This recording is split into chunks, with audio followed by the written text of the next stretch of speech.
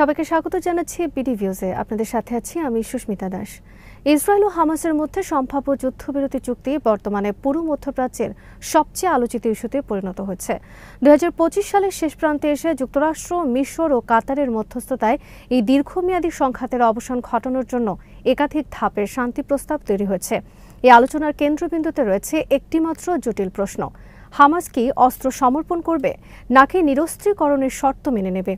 এই প্রশ্নের উত্তরই নির্ধারণ করবে গাজার ভবিষ্যৎ রাজনৈতিক বাস্তবতা, আঞ্চলিক স্থিতিশীলতা এবং ইসরায়েল ফিলিস্তিন সংঘাতের দীর্ঘমেয়াদী দিক নির্দেশনা।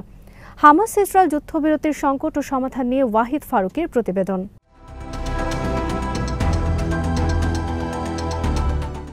হামাস বা হারকাতুল মুকাওয়ামা আল ইসলামিয়া 1987 সালে প্রতিষ্ঠিত হয় প্রতিরোধের মাধ্যমে মুক্তি আদর্শে। তাদের মতে ইসরায়েলের অস্তিত্ব অবৈধ, তাই তার বিরুদ্ধে সশস্ত্র প্রতিরোধী ধর্মীয় ও জাতীয় দায়িত্ব। এই আদর্শের ভিত্তিতে হামাস বহু বছর ধরে গড়ে তুলেছে এক জটিল সামরিক কাঠামো। Rocket, mortar, anti tank missile, drone এবং মাটির নিচে বিস্তৃত টানেল নেটওয়ার্ক সহ একটি পূর্ণাঙ্গ যুদ্ধযন্ত্র।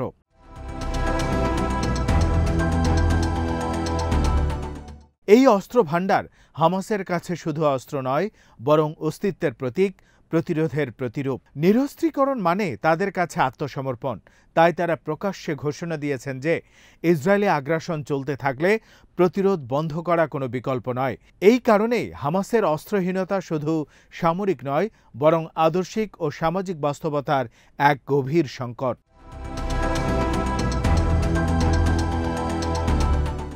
অন্যদিকে ইসরায়েলের কাছে হামাসের নিরস্ত্রীকরণ একটি নিরাপত্তাগত আবশ্যকতা।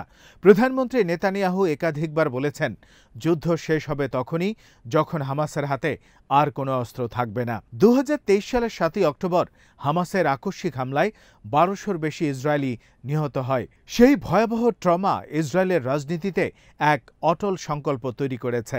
তারা চায় নেভার অ্যাগেইন।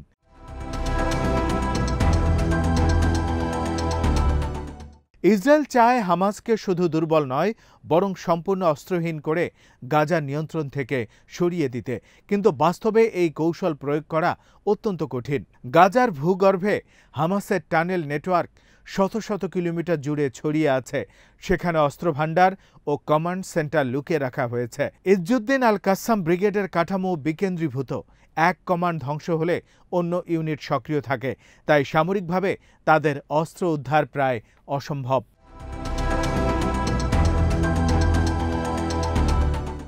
এই বাস্তবতায় যুক্তরাষ্ট্র মধ্যস্থতা করে এক নতুন শান্তি রোডম্যাপ তৈরি করেছে। মার্কিন প্রেসিডেন্টের বিশেষ দূত জ্যারেড কুশনার এবং স্টিভ উইটকফের নেতৃত্বে তৈরি 3 ধাপের এই প্রস্তাবের লক্ষ্য হল ধীরে ধীরে যুদ্ধবিরতি থেকে স্থায়ী শান্তির দিকে অগ্রসর হওয়া। প্রথম ধাপে থাকবে মানবিক যুদ্ধবিরতি, জিম্মি বিনিময় ও সীমিত সেনা প্রত্যাহার। দ্বিতীয় ধাপে হামাসের আংশিক নিরস্ত্রীকরণ এবং আন্তর্জাতিক পর্যবেক্ষণ কাঠামো প্রতিষ্ঠা। তৃতীয় ধাপে গাজার পুনর্গঠন ও স্থায়ী প্রশাসনিক ব্যবস্থা। প্রথম ধাপে ইতিবাচক অগ্রগতি দেখা গেলেও দ্বিতীয় ধাপেই মূল জটিলতা। হামাস এখনও কোনো অস্ত্র সমর্পণ করতে রাজি হয়নি। তাদের দাবি, যতক্ষণ ইসরায়েল সম্পূর্ণভাবে গাজা ত্যাগ না করে আমরা কোনো অস্ত্র ছাড়ব না।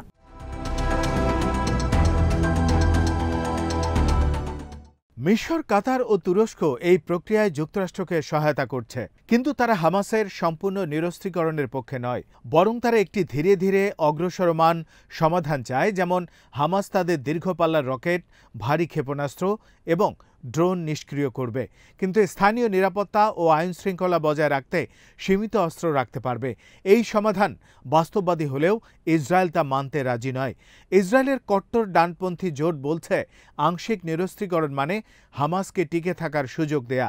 ফলে কূটনৈতিক টানাপোড়েন এখনও চলছে।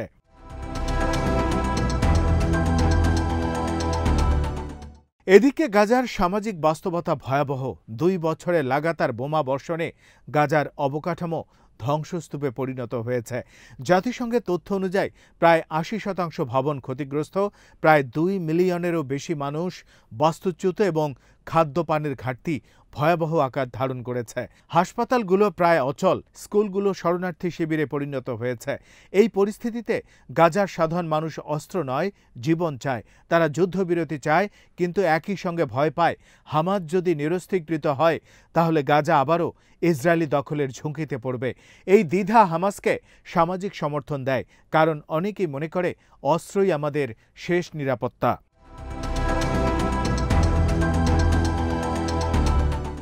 এই অবস্থায় আন্তর্জাতিক মহল একটি নতুন প্রস্তাব সামনে এনেছে, Gaza international transitional authority GITA।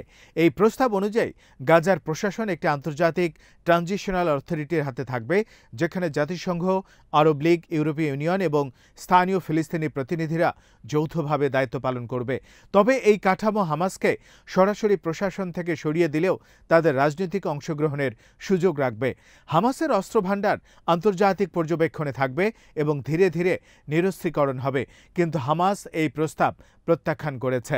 তাদের ভাষায় এটি গাজার উপর বিদেশি দখলদারিত্বের নতুন রূপ। ফলে GITA ধারণাটি এখনও বাস্তবায়নের পথে অনিশ্চিত।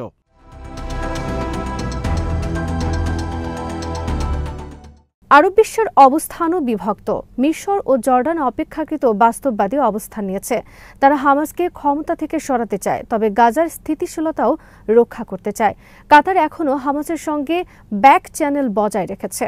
সৌদি আরব অর্থনৈতিক পুনর্গঠনে ভূমিকা নিতে আগ্রহী, কিন্তু রাজনৈতিক শর্তে স্পষ্ট অবস্থান নেয়নি। অন্যদিকে ইরান প্রকাশ্যে ঘোষণা দিয়েছে হামাসের অস্ত্রই হল প্রতিরোধের আত্মা, নিরস্ত্রীকরণ মানে আত্মসমর্পণ।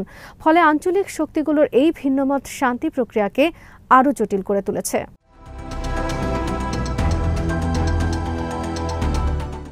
এই সংঘাতের মানবিক দিক আরও ভয়াবহ। জাতিসংঘ, রেড ক্রস ও বিশ্ব স্বাস্থ্য সংস্থা সতর্ক করেছে, যদি গাজায় যুদ্ধবিরতি স্থায়ী না হয় তাহলে আগামী শীতে ব্যাপক দুর্ভিক্ষ দেখা দেবে। শিশুদের মধ্যে অপুষ্টি 60% ছাড়িয়েছে। বিশুদ্ধ পানির মারাত্মক সংকট। ইউরোপ ও উত্তর আমেরিকার সাধারণ মানুষও এখন মানবিক সহায়তা বৃদ্ধির দাবিতে আন্দোলন করছে। মার্কিন কংগ্রেসও এমন আলোচনা চলছে যে মানবিক পুনর্গঠন নিরস্ত্রীকরণের আগে আসা উচিত। তবে ইসরায়েলি সরকার এই চাপকে রাজনৈতিকভাবে প্রত্যাখ্যান করছে।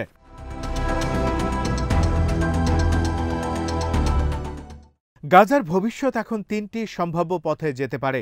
প্রথমত, আংশিক নিরস্ত্রীকরণ, যেখানে হামাস তাদের ভারী অস্ত্র আন্তর্জাতিক পর্যবেক্ষণে হস্তান্তর করবে, কিন্তু স্থানীয় প্রতিরক্ষা সক্ষমতা বজায় থাকবে।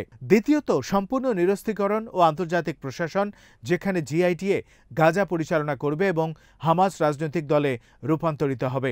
তৃতীয়ত, চুক্তিভঙ্গ ও পুনরায় সংঘাত, যেখানে কোনো পক্ষ শর্ত ভাঙলে যুদ্ধবিরতি ব্যর্থ হবে এবং নতুন করে সংঘাত শুরু হবে। অধিকাংশ বিশ্লেষক মনে করেন প্রথম বিকল্পটাই সবচেয়ে বাস্তবসম্মত, কারণ সম্পূর্ণ নিরস্ত্রীকরণ এক ধাপে সম্ভব নয়, বরং ধীরে ধীরে আস্থার ভিত্তিতে হতে পারে।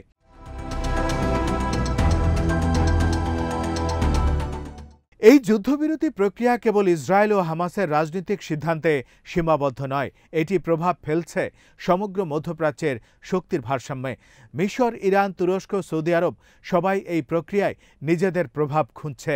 যুক্তরাষ্ট্র চায় এই চুক্তির মাধ্যমে এই অঞ্চলে তার নেতৃত্ব প্রতিষ্ঠা করতে।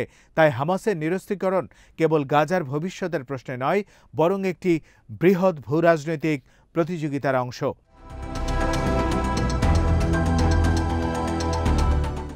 সবশেষে বলা যায়, হামাসের অস্ত্র সমর্পণ বা নিরস্ত্রীকরণ কোনো সহজ প্রক্রিয়া নয়। এটি সামরিক, রাজনৈতিক, সামাজিক এবং মনস্তাত্ত্বিক সব দিক থেকেই জটিল। ইসরায়েল চায় নিরাপত্তার নিশ্চয়তা, আর হামাস চায় আত্মরক্ষার নিশ্চয়তা। আন্তর্জাতিক মধ্যস্থতাকারীরা যদি এই দুই বাস্তবতার মধ্যে একটি ভারসাম্য তৈরি করতে পারেন, যেখানে মানবিক নিরাপত্তা, রাজনৈতিক প্রতিনিধিত্ব এবং ধাপে ধাপে নিরস্ত্রীকরণ একসাথে চলবে, তাহলেই হয়তো গাজা দীর্ঘদিনের ধ্বংসস্তূপ থেকে পুনরুজ্জীবিত হতে পারে। কিন্তু যদি উভয় পক্ষই নিজেদের আদর্শে অনমনীয় থাকে, তাহলে এই যুদ্ধবিরতি কেবল সাময়িক নিঃশ্বাস হবে, আর গাজার মানুষকে আবারও আগুন ও ধ্বংসের মুখে ফেলে দেবে। এই মুহূর্তে বিশ্ব তাকিয়ে আছে গাজার দিকে। এবার কি সত্যি শান্তির সূর্যোদয় হবে, নাকি এটি কেবল আরেকটি অস্থায়ী যুদ্ধবিরতির নাটকীয় দৃশ্য, যার শেষে ফিরে আসবে পুরনো রক্তক্ষয়? সময় তার উত্তর দেবে। আজ এখানেই শেষ করছি। সবাই ভালো থাকুন, সুস্থ থাকুন, আর দেখতে থাকুন বিডি ভিউজ। চ্যানেলটি ভালো লাগলে সাবস্ক্রাইব করুন, সংযুক্ত থাকুন আমাদের ফেসবুক পেজে।